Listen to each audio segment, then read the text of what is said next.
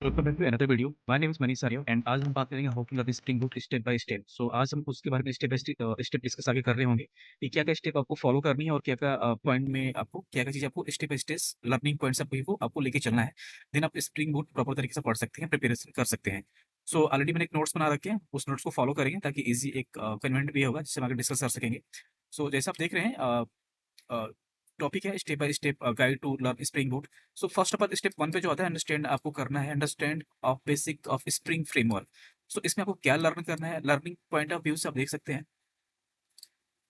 First of all इसमें आता है आपको जो भी डिपेंडेंसी इंजेक्शन होती है ना, वो आपको पढ़ना है। एंड सेकंड नंबर पे आपका इन्वर्जन ऑफ कंट्रोल आईओसी क्या होती है, किस लिए यूज होता है। ओके, हम किस लिए इसको यूज करते हैं स्प्रिंग फ्रेमवर्क पे, ये आपको पढ़ना है। और स्प्रिंग फ्रेमवर्क फिर स्प्रिंग बीन्स क्या होती है, बीन्स कैसे बनाते हैं, एप्लीकेशन कंटेस्ट क्या है, ये आपको पढ़ना है स्प्रिंग फ्रेमवर्क में। और इसमें कुछ एनोटेशन यूज होती हैं, जैसे एनोटेशन में आप देख रहे हैं component, at the rate component क्या होता है, at the rate autowire क्या होता है, and at the rate configurations etc और भी होती हैं। तो ये चीज़ें आपको स्प्रिंग फ्रेमवर्क में कवर करना है। सेकंड अब हम देखें कि सेटअप स्प्रिंग बूट प्रोजेक्ट, इसमें हमें कैसे क्या-क्या चीज़ें लर्न करना है। तो इनकी लर्निंग की अब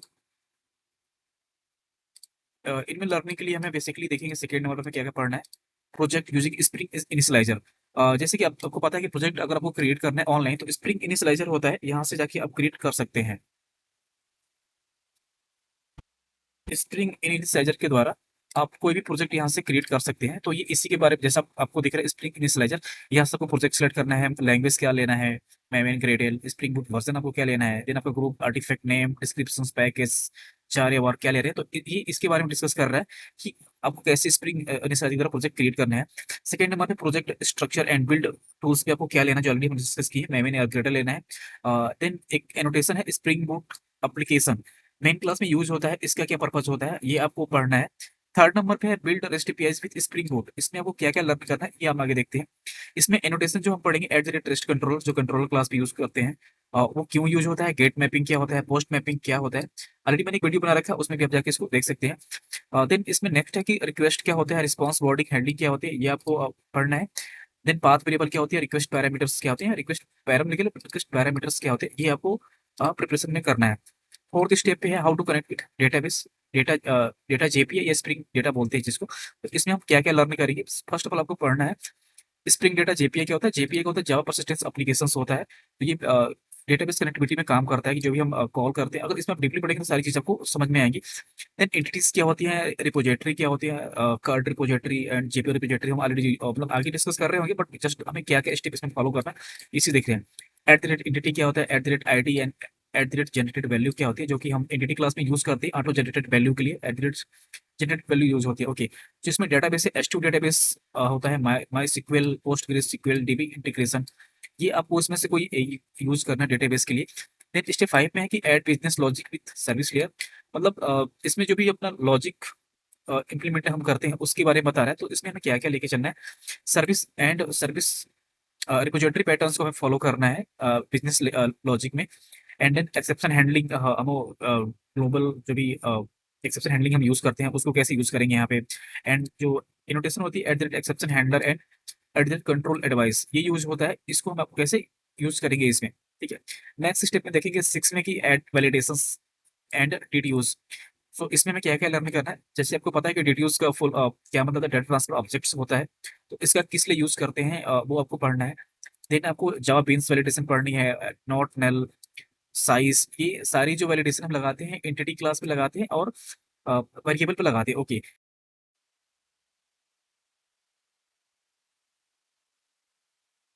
स्प्रिंग सिक्योरिटी जेडब्ल्यूटी बेसिक आपको आना चाहिए इसके लिए, ठीक है।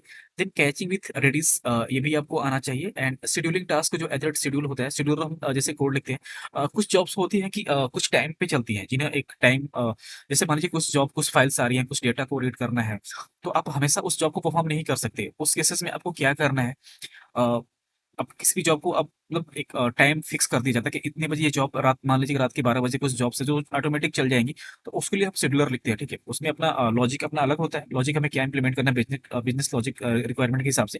तो उसके लिए आपको शेड्यूलिंग टास्क के बारे में भी पता होना चाहिए कि किस लिए यूज़ होता है। इसमें क्रोन होते हैं और भी सारी चीज़ें होती हैं, किस लिए भी यूज़ करते हैं। And sending mail with spring boot. तो ये आपका बेसिक एक एप्लीकेशन आप बना सकते हैं कि आप कैसे स्प्रिंग बूट में आप एक प्रोजेक्ट बनाएंगे जो sending mail with spring boot बना सकते हैं। ये एक अलग ही टॉपिक एक तरीके से हो जाएगा, इसमें दिया है, आप इसको पढ़ सकते हैं। स्टेप 8 में है कि write unit cases and integration test. ये बहुत मोस्ट इंपॉर्टेंट पॉइंट होता है कि अगर आप कोई भी प्रोजेक्ट पे काम कर रहे हैं या फिर कोई भी स्टार्टिंग से प्रोजेक्ट बना रहे हैं, तो उस पे आपको जितने भी आपने प्रोजेक्ट बनाया, आपने क्लासेस लिखी हैं, तो उसका आपको unit and integration test classes देखना मैंडेटरी है। तो जब जी यूनिट यूज कर रहे हैं या फिर मोकिटो, ओके नीचे आप देख रहे हैं दोनों दिया ही है ऑलरेडी, ठीक है। तो इसमें आपको क्या क्या लर्न करना है, तब तो या तो जे यूनिट या फिर मोकिटो दोनों में से कोई आपको एक आना चाहिए। और इसमें जो एनोटेशन यूज हुई है at MVC test and Spring Boot test, आपको ये भी अंडरस्टैंडिंग करना समझना है। 9th स्टेप है हमारा डॉकराइज योर स्प्रिंग बूट एप्लीकेशंस। अगर किसी भी एप्लीकेशन पे आप काम कर रहे हैं तो उसको डिप्लॉयमेंट रिलेटेड आपको उसको डॉकराइज करना होता है। तो इसमें हमें क्या-क्या पढ़ना है, right your Docker file and running spring boot app in container. इसको डॉकर का कैसे यूज करना है स्प्रिंग बूट प्रोजेक्ट में, उसके लिए आपको ये 2 टॉपिक्स आपको प्रिपेयर करनी है। एंड लास्ट जो टॉपिक है हमारा स्टेप 10 में, क्रिएट फाइनल प्रोजेक्ट। आपने जितना भी पढ़ लिया है उसके बेसिस पे आपको या तो आपको स्टूडेंट मैनेजमेंट सिस्टम बनाने एक प्रोजेक्ट। टूडू नाम से भी एक एप्लीकेशन आता है, आपको ऑलरेडी आपको उसको चाहो तो आपको रिव्यू मतलब कुछ आप देख सकते हैं, यूट्यूब पे मिल जाएगा या फिर गूगल पे भी आपको मिल जाएगा टूडू।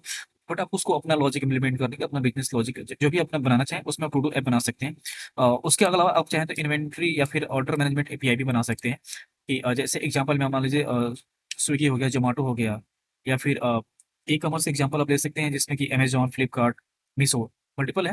तो उसके हिसाब से मैनेजमेंट इन्वेंटरी जो होती है वो कैसे वर्क करती हैं, आप ऑर्डर प्लेस करते हैं, बुक टू ऐड को ऐड करते हैं, देन बुक टू पेमेंट पे जाते हैं, देन पेमेंट अब सक्सेसफुल होता है, देन वो आपको मतलब मल्टीपल प्रोसेस होते हैं। तो वो आपका इन्वेंटरी क्या है, मैंने ऑर्डर मैनेजमेंट एपीएस उसके भी यहाँ पे आप बना सकते हैं। सो गाइस आज की वीडियो में इतना रखते हैं। अगर आपका कोई क्वेश्चन है या फिर कुछ भी क्वेरी है तो कमेंट बॉक्स में कमेंट करके पूछ सकते हैं, मैं आपको वहाँ रिप्लाई जरूर करूंगा। अगर आप चैनल पे नए हैं तो please next subscribe the channel, क्योंकि मैं जब हर वीडियो बनाते रहता हूँ तो जो जो भी मैं आपको वीडियो डालूंगा नोटिफिकेशन आपको मिल जाएगी। तो आज की वीडियो में इतना रखते हैं, अगले दिन कुछ जैसे अपडेट होगा मैं आपको जो अपडेट शेयर करूँगा। थैंक्स।